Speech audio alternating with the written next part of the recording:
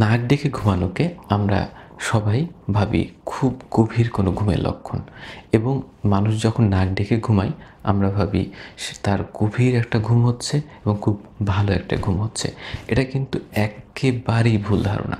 কারণ কোনো মানুষ যখন নাক ডেকে ঘুমায় তখন বুঝতে হবে তার মাথায় বা ব্রেনে ফুসফুসে অক্সিজেন সরবরাহটা কম হচ্ছে, কারণ বাতাস ঠিকমতো যেতে পারছে না। এবং এটা খানিকটা বাঁশির মতো বা কোনো আকাশে ওড়া একটা পতাকার মতো, যে বাতাস প্রবাহিত হওয়ার পথে যদি কোনো প্রতিবন্ধকতা তৈরি হয় তখন কিন্তু এই শব্দটা আসে। সুতরাং নাক ডাকা খুব খারাপ একটা সমস্যা এবং এই নাক ডাকার ফলে হতে পারে কি আপনার স্লিপ অ্যাপনিয়া। ফলে আপনার ঘুমের ঘোরে একটা মানুষের নিঃশ্বাস বন্ধ হয়ে যেতে পারে, মানুষটি মারাও যেতে পারে এবং এর সাথে হার্ট অ্যাটাকের ঝুঁকি বাড়ে। তাছাড়া অন্যান্য স্ট্রোক সহ অন্যান্য সমস্যা তো আছেই। এবং এর সাথে হয় কি, আপনার নাক ডাকার সাথে সাথে আপনার পরিবার এবং আপনার রুম যার সাথে শেয়ার করছেন তাদেরও কিন্তু ঘুমটা ঠিকমতো হয় না। তো আজকে আমরা নাক ডাকার কারণ কী, নাক ডাকলে কী করতে হবে এবং ডাক্তারের কাছে কখন যেতে হবে, কিভাবে যেতে হবে, সমস্ত বিষয় নিয়ে আমরা আলোচনা করব। আমাদের সাথেই থাকুন।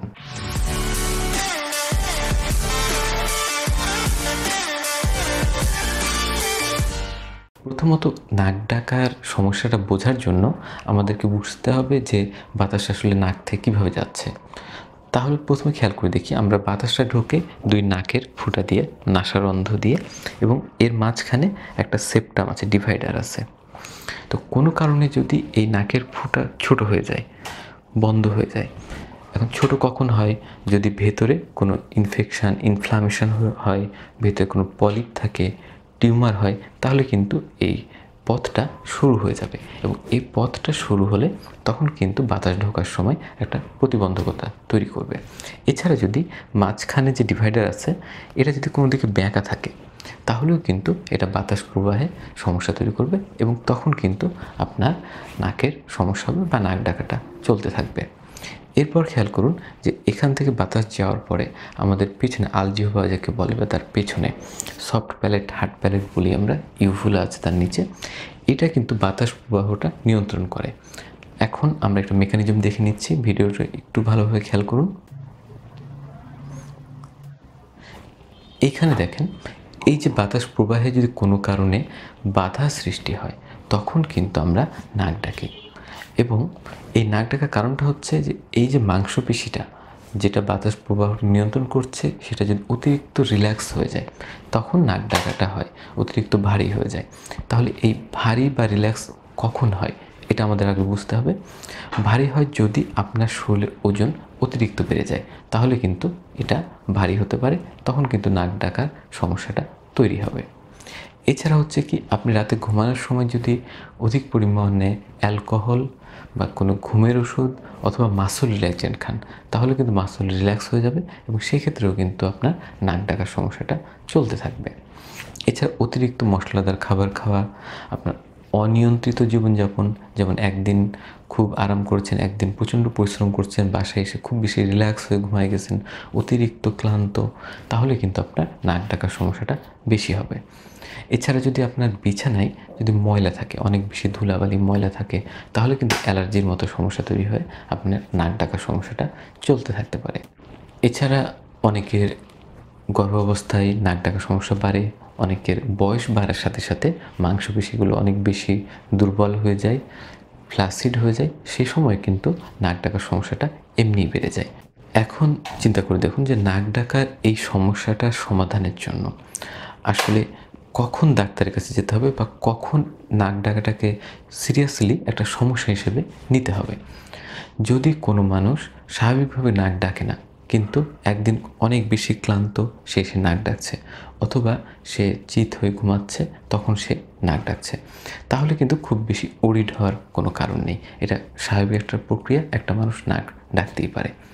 কিন্তু যদি সেই মানুষটি সপ্তাহে 3 দিনের বেশি নাক ডাকে টানা, তাহলে কিন্তু আপনাকে অবশ্যই এই বিষয়ে সচেতন হতে হবে।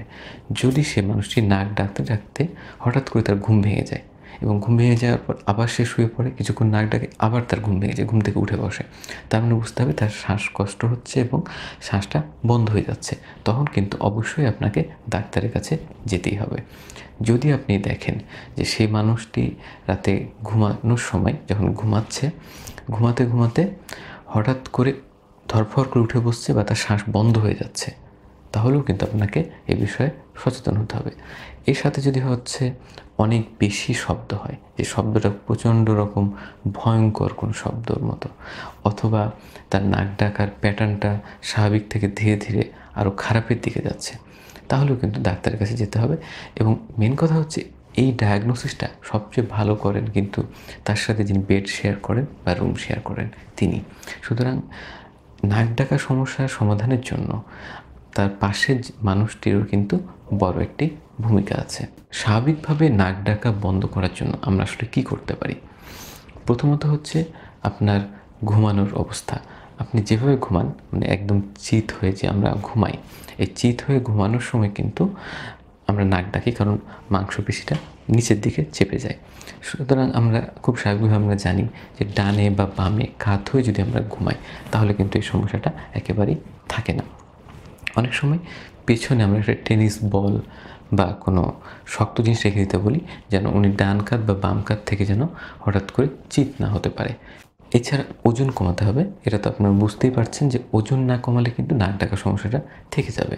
এছাড়া যদি হার্টের কোনো সমস্যা বা কোনো শ্বাসকষ্টের সমস্যা থাকে, সেটা চিকিৎসা করাতেই হবে। এছাড়া যদি আপনার সাইনোসাইটিস থাকে, নাকের এই মাঝখানের জিনিসটা কোনো দিকে বেঁকানো, তাহলে কিন্তু সেটার চিকিৎসা আপনাকে ডাক্তারের কাছে যেয়ে করতে হবে। কিন্তু যদি নর্মালভাবে দেখেন যে নাকের ফোঁটাটা একটু বন্ধ হয়ে আছে, তাহলে কিছু ওষুধ পাওয়া যায় যেটা নাকের দিলে নাকের ফোঁটাটা একটু বড় হবে, না স্বাভাবিকভাবে বাতাস যাতায়াত করবে। অথবা একটা ডিভাইস পাওয়া যায় ছোটো, যেটা নাকের ভিতর প্লাস্টিকের মতো ঢুকিয়ে দিলে আপনার নাকের রাস্তাটা ক্লিয়ার থাকবে, সোজা থাকবে এবং আপনার শ্বাস নিতে কোনো সমস্যা হবে না এবং নাক ডাকাটাও বন্ধ হয়ে যাবে। এরপরে হচ্ছে যে কিছু ডিভাইস পাওয়া যায় যে আপনার এইখানে একটা চাপ দিয়ে মাথাটাকে উঁচু করে রাখে। এই ডিভাইসটা লাগিয়ে রাখলেও স্বাভাবিক রাস্তাটা ক্লিয়ার থাকে এবং আপনার শ্বাসকষ্টর সমস্যার এবং এই নাক ডাকার সমস্যাটা একেবারেই চলে যায়। আসলে ব্যাপারটা হচ্ছে যে কোথায় সমস্যা সেটাকে আগে আইডেন্টিফাইড করে তারপর তার আসলে চিকিৎসাটা করতে হবে। কিছু কিছু মানুষের আছে যে শ্বাস নেওয়ার রাস্তাটা একেবারেই মাংসপেশি দ্বারা চেপে বন্ধ হয়ে যায়, তখন কিন্তু আমরা মুখ দিয়ে শ্বাস নেওয়ার একটা ব্যবস্থা করে দিই। সেটা হচ্ছে যে একটা প্লাস্টিকের দাঁতের মতো একটা অপশন থাকে, যেটা দাঁতে লাগিয়ে দিলে মুখ দিয়ে শ্বাস প্রশ্বাসটা আমরা নিতে পারি এবং নাকের এই সমস্যা বাতাসটা যাওয়াটা আর থাকে না, ফলে তার নাক ডাকাটা একেবারেই বন্ধ হয়ে যায়। আমরা যে শুয়ে থাকি, এই শুয়ে থাকার বালিশটি যদি একটু উঁচু করে দিই, মানে মাথাটা একটু উঁচু থাকে, তাহলেও কিন্তু অনেকের নাক ডাকা বন্ধ হয়ে যায়। কিন্তু সমস্যা হচ্ছে যে যাদের ঘাড়ে ব্যথা থাকে, সমস্যা থাকে, তার কিন্তু এটাতে ঘাড় ব্যথা বেড়ে যেতে পারে, সেটা একটু খেয়াল রাখতে হবে। এছাড়া আপনি যে বিছানায় ঘুমাচ্ছেন সেই বিছানায় যদি অনেক বেশি ধুলাবালি থাকে, যেটা দেখা যায় না, কিন্তু সেই ধুলাবালির কারণে আপনার অ্যালার্জির সমস্যা হতে পারে এবং সেই কারণেও কিন্তু নাক ডাকার সমস্যাটা থাকতে পারে। আসলে বিদেশে এক্ষেত্রে কিছু স্লিপ ক্লিনিক থাকে, যারা আপনার ঘুমের প্যাটার্নকে অ্যানালাইসিস করে আপনাকে সেই মতো সমস্ত চিকিৎসা দেয়।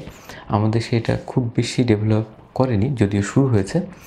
আপনি একজন নাক কান গলা বিশেষজ্ঞের কাছে যেয়ে আপনার নাক কান গলার সমস্ত সমস্যাটা কোথায় সমস্যা সেটা খুঁজে বের করে আপনি যদি চিকিৎসা নেন, তাহলেও কিন্তু আপনার এই সমস্যাটা চলে যাবে।